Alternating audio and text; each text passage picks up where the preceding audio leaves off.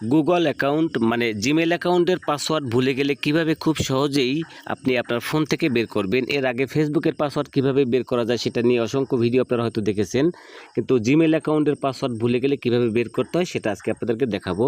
তো এর আগেও এই ভিডিওটা আমি শেয়ার করেছিলাম, অনেকে না বুঝে আজে বাজে মন্তব্য করেছেন, কেউ গালিগালাজও করেছেন। আপনাদেরকে আজকে প্র্যাকটিক্যালি দেখাবো, তা আপনারা মনোযোগ সহকারে অবশ্যই দেখবেন। তো এজন্য আপনি আপনার জিমেল অ্যাপ্লিকেশনটি ওপেন করবেন।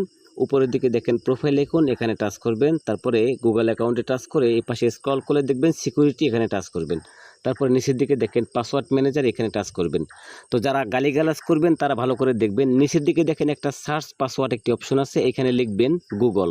তো গুগল লেখার সাথে সাথে দেখেন google.com এবং নিচের দিকে 6 অ্যাকাউন্ট লেখা দেখাচ্ছে। যারা গালিগালাজ করেন তারা একটু ভালো করে দেখবেন। তো এইখানে টাচ করবেন। টাচ করলে আপনার ফোনের যে লক সেটা চাইবে, সেটা দিয়ে খুলে দেবেন। তো খুলে দেওয়ার পরেই নিচের দিকে দেখেন যে জিমেলের যে ইউজার নেমগুলো